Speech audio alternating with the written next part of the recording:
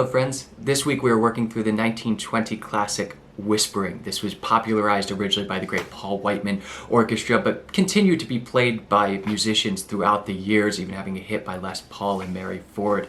Now I've arranged this for solo uke using mostly fairly common open position chords so that we can talk a little bit more heavily about the right hand techniques used in these chord melody arrangements. A lot of the strum style pieces I have done have really utilized melodies that remain on the A string, making it simple to strum all the way through, but since this is a more sensitive piece with a slightly greater range, what I've decided to do is really focus on partial strums as well as muting in this arrangement to give you all a little bit of an extra challenge. So let's hop right in. The intro of this tune is presenting the first two bars of the melody, but we're going to cycle that over a few different chords. So our first two bars of the melody, if we look at the top line, are C on the 3rd fret of our A, and then B on the 2nd fret, back up to C, then up to D on the 5th fret, and then we go C, B, C. So the melody sounds a little bit something like this.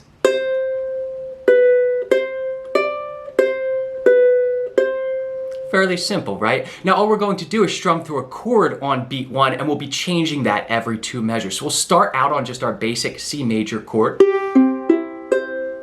and do the melody over top, and just allow the bottom 3 strings to ring out throughout. And then after this, we're going to go to a C diminished 7th, so that would be 2, 3, 2, 3. And it's best to play this with a bar in this case, since we're always going down to that B. The bar will maintain that that B is always there for us without having to shift our fingers around.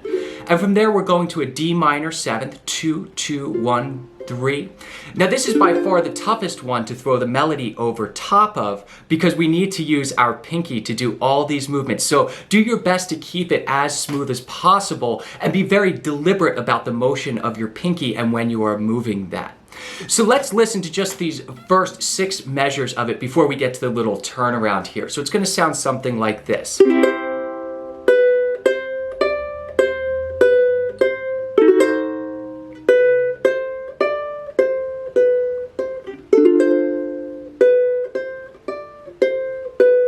So you hear that same melody going on over top with a different chord underneath each time. And now this last time, we're just going to play around with a G7 chord and a couple variations on it to lead us into the beginning of the tune. So we're going to start on a G sus4, which is just a fancy way of saying we're adding a C to our G7th chords. We've opened 2, 1, 3. Which you'll note is the first note in our melody. So we're giving a nod back to that, though we're not going to play the entire melodic statement this time.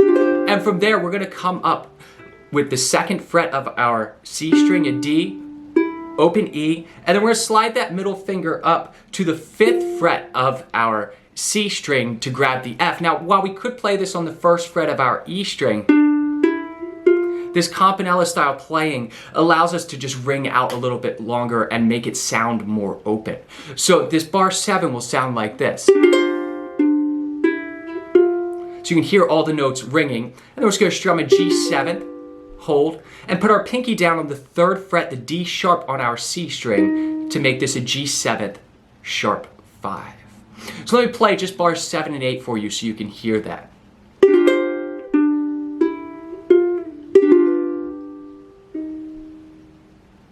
Now let's try these first 8 bars of the intro together.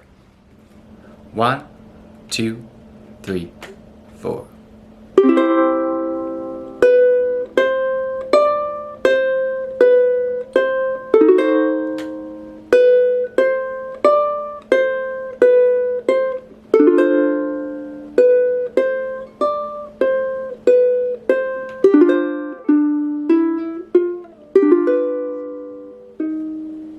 Now as we get into the A section of the tune, you'll note that we're really just starting out with the same as the first 2 bars of the intro. Again, that was presenting the main theme of the melody, and we're reiterating that here. So this is identical. We'll just strum our C chord and play our melodic statement over top.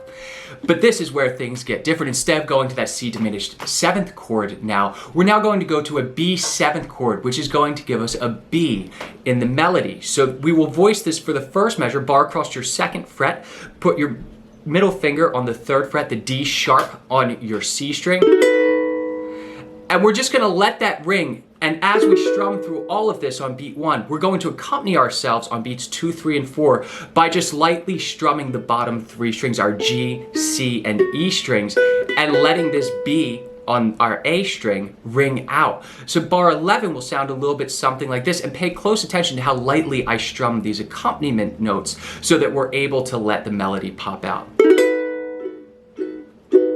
And then we're really going to do the same thing now, but our melody changes to an A in bar 12. So we need our open A strings. We'll use the B7th voicing that you're probably most familiar with, 4, 3, 2, open. And that gives us all the notes we need. And strumming wise, we'll do exactly the same thing. Strum all the way through with our thumb on beat 1, and then 2, 3, and 4, just a nice light strum. Let me play bars 11 and 12 for you.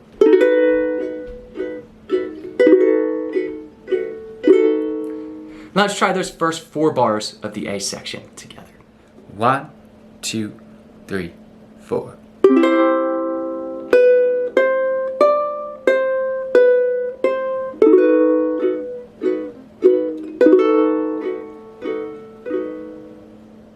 Bar 13 brings us back to our C major chord, but you'll see that this bar is almost entirely partial strums, meaning that we're not strumming through all of the strings. So our melody is this E note right here. So we want to strum through, and we can even rest just a little bit on the A string so that we do not pluck that string. If we hit that string, you'll lose the melody note. So we're gonna strum this twice, and then we'll play the F sharp on the 2nd fret of our E string, and then up to our open G string. If you don't have reentrant tuning or high G, you can play these Gs that are on the G string on the 3rd fret of your E string. It's the same note. So bar 13 is gonna sound a little bit something like this. And then we'll strum all the way through again, because we want this A up top now, but we'll keep this F sharp down just to give us a little bit more tension in the line. But also, if you look forward in the measure, in measure 14, we are going to need that F sharp on beat 3. So we want to make sure that we don't need to make any extra movements. So these first 2 measures over the C major chord will sound like this.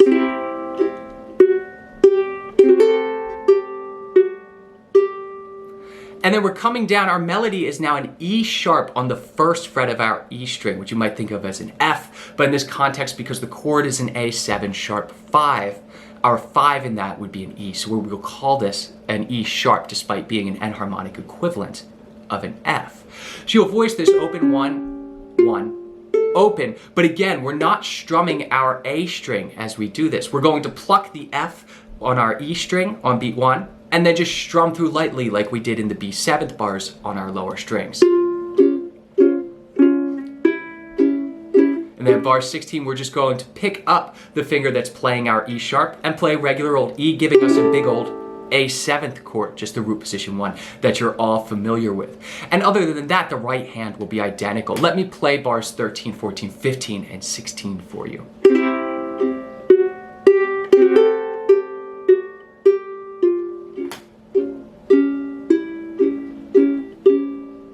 Good, now let's try that together. 1, 2, 3, 4.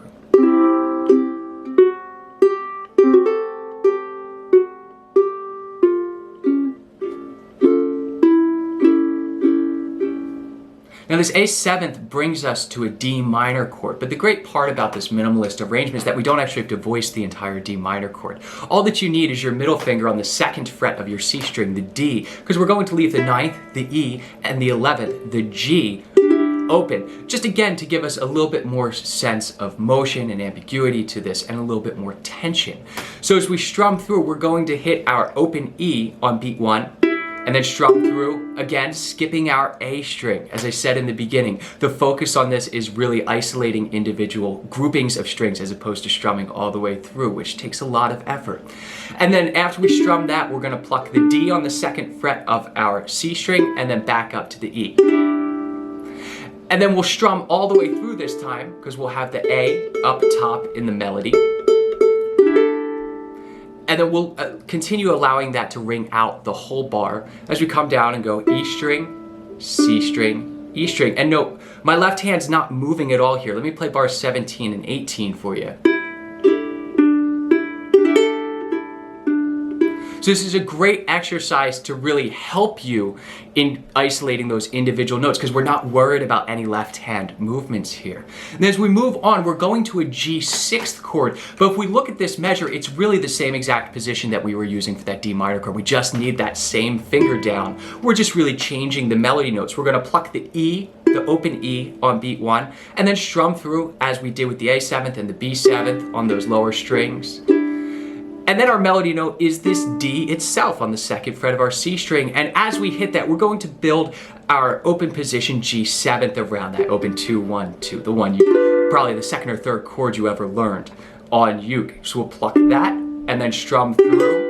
And then we're just gonna play our open A string and open G string, which is gonna give us a little bit of motion to get back to that C major chord in the next measure. So let me play, starting at bar 17 for you, and then we'll all try it together.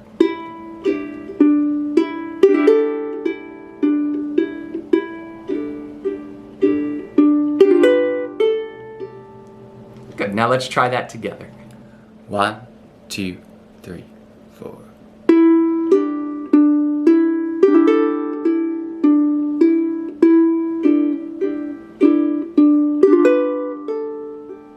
Measure 21 brings us right back to our C major chord. Open, open, open. You don't even have to voice the A string as we don't really need it until the end of the 2nd measure here.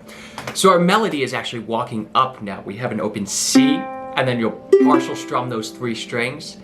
And then we're gonna go up to the D on the 2nd fret of our C string, and then an E. We'll play our open G, and again, for those of you with low G tuning, you can just sus the 3rd fret of your E string and achieve the same result here.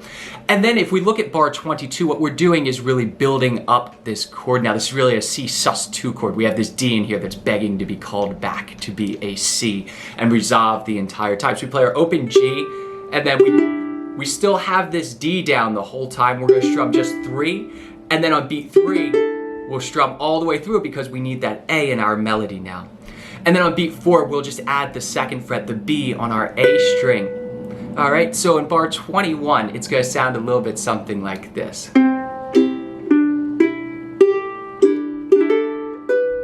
And then we're coming down to a G7th chord, but this will be a G7 sus2, just meaning that we have an A in it. We could also think of this as a G9, depending on the context of the song. So we're gonna strum through open, 2, 1, open. And then again on beat 2, we have that partial strum again, skipping our A string because this is just accompaniment. We are trying to let the melody ring out as we play. So we play our G sus2, just the 3, and then our open G string, and then we'll play a G7th on beat 4. And in measure 24, we're going to strike that open A string and then hit our 2 inner strings. Here's a problem we haven't solved yet, is isolating those inner strings with our thumb. And this will take a little bit of effort and concentration the first few times that you do this, but that we're really effectively playing 2 different parts in this measure, the inner strings and the outer strings against each other, providing movement. So we play the A string on beat 1, our 2nd and 1st fret of the C and E strings on beat 2, and then we play our open G, and then we're adding the sharp 5, the D sharp on the 3rd fret of our C string on beat 4. So measure 20 is gonna sound like this. I'm sorry, measure 24. And we can even retard a little bit there and just slow down and build up to get us back into the other section of the tune. 1, 2, 3, 4.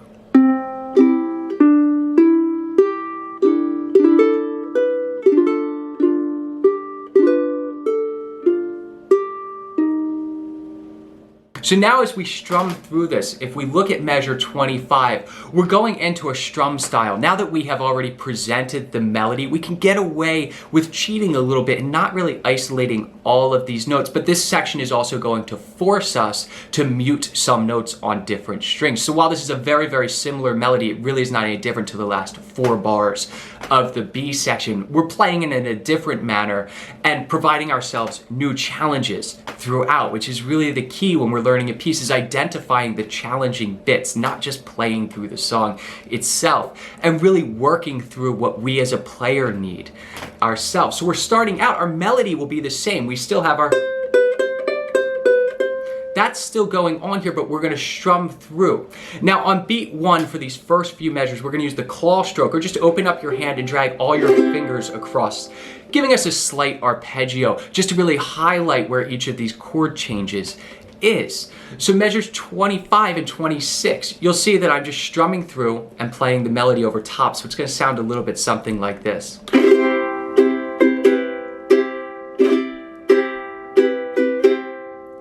And then we're going down to our B7th chord, same voicings we used before. First our bar chord for one measure, and then our open position B7th chord for one measure. So the B7th chords will sound like this.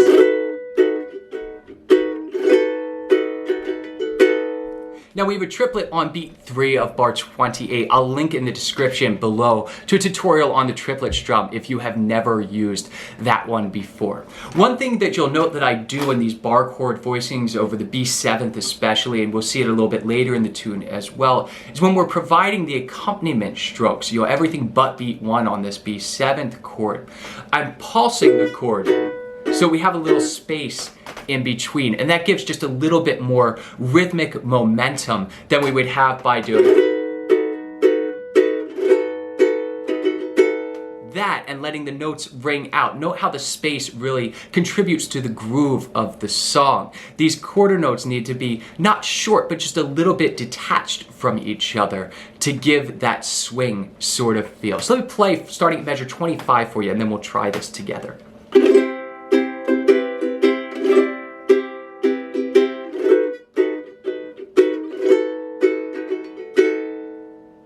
Now let's try that together. 1, 2, 3, 4.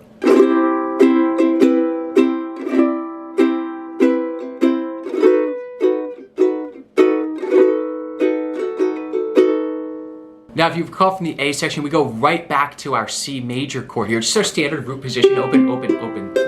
Remember we had those partial strums before. When we're strumming all the way through with our index finger, we don't generally do partial strums because we like to keep this motion nice and fluid. It can give us a stronger sound, but it's not necessarily as precise. So what we need to do in this instance is actually mute the A string. So what I want you to do is voice your regular C major chord like this. But whatever finger, it doesn't really matter, is playing the 3rd fret of your A string. The C will just release pressure on that. So you're still touching your finger against it, but as we strum through, you don't hear that A string now.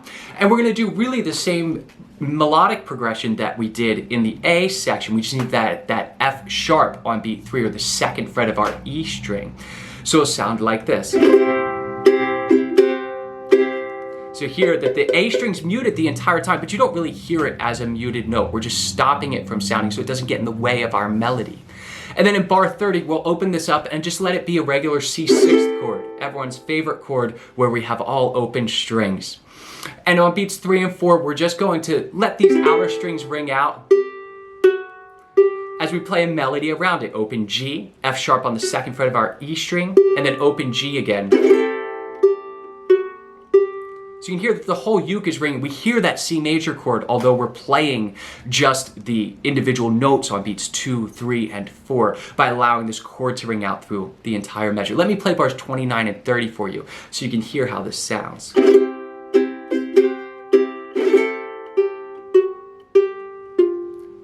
And then as we go down, we're at our A7 sharp 5 again, onto our A7th chord. So we have the E sharp in the melody, the 1st fret of our E string, and we're going to pluck that individually. And you'll see that we also have a muted strum on this. If you recall back to the A section, we had those partial strums, and we cannot do that here. So we're going to just keep that, whatever finger you're using, I use my ring finger on the 3rd fret of your C string, as a muted strum as we put our first finger on the 1st fret of the C string, grab that C sharp to make an A7th chord. So we'll have this muted note again on our A string, and we'll just strum through down, down, up, down. The same rhythm over both measures. Let's try this grouping of 4 bars together. 1, 2, 3, 4.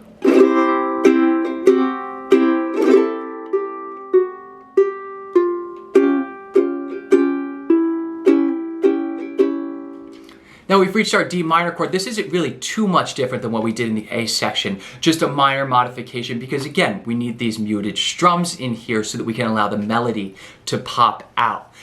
On beat 2, although it's accompaniment, you'll see that we have muted strums because we want to allow that E to just ring out. Even if it's not, we're strumming through it, but we don't want any notes that are higher than that, or they're going to overtake the E in prominence, and we won't hear that as our melody note being sustained anymore. That's the key here. So when we voice this, remember that our D minor chord in this context, we have open, 2, open, open. Right, with this very ambiguous voicing for a D minor, adding these extensions to it. But you can leave this A string muted right where you had it, and just lay your ring finger across the G string, so that all we're hearing are our 2 inner strings as we come through. And you'll hear, if you come through fast, you don't really hear the muted strums. And that's the key, is that we don't want to hear the muted strums. We're using them as a tool to isolate individual notes that we are playing. So while we put this down, it's going to be mute, 2nd fret, open, mute. All right, so we're gonna pluck E on beat 1 and then strum through, so that we have that illusion of the E coming through. And then we'll just do C string, E string, and that's still the D down this entire time for the next 2 bars. And then we're gonna strum through that entire chord again, open, 2, open, open, our D minor with an added 9th and 11th in there. And as we get to this G6th chord, we'll finally be able to put down a full voicing and not do any of these pesky muted strums. So we're going to hit the E on beat 1, open E, and we'll play a G6th chord, open 2, open 2. And then we'll strike the D on the 2nd fret of our C string, and then just put down a regular old G7 chord. But we're gonna walk this up. So this is, if you recall from our inversion videos, this is called our 2nd inversion G7 chord, because it starts with a D in the bass. So we're going to slide this on up, put the F in the bass, make this a 3rd inversion G7th chord. So it'll be open 5, 3, 5. Note still G7th chord. And then on beat 4, we'll add in the E on the 7th fret of our A string. So bar 36 will sound like this.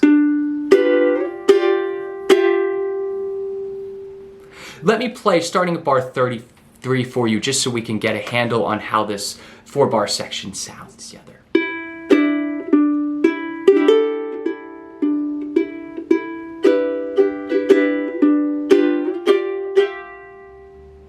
Let's try that much together. 1, 2, 3, 4.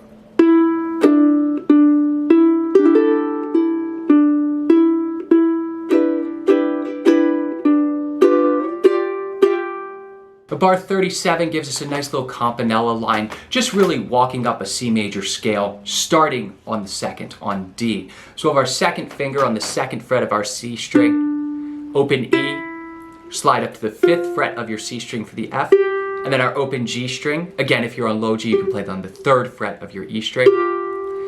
So the sound will be like this.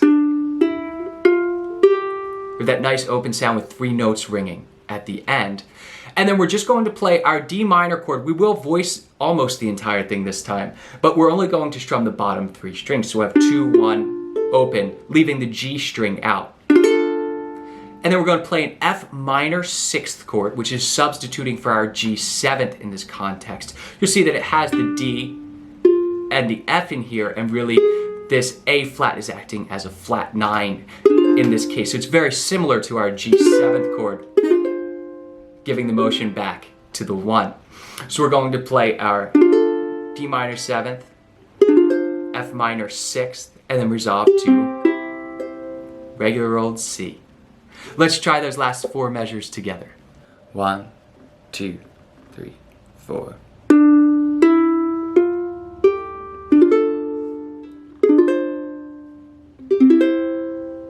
I hope you all enjoyed this little arrangement. If you have any questions, please just do reach out to me, and I'm always happy to help. If you enjoyed this, we do have the tabs over on the Patreon website where we do something like this every month, as well as having lessons every single week, play-alongs with chord charts, and anything else that I can think of. I'll catch you all over there.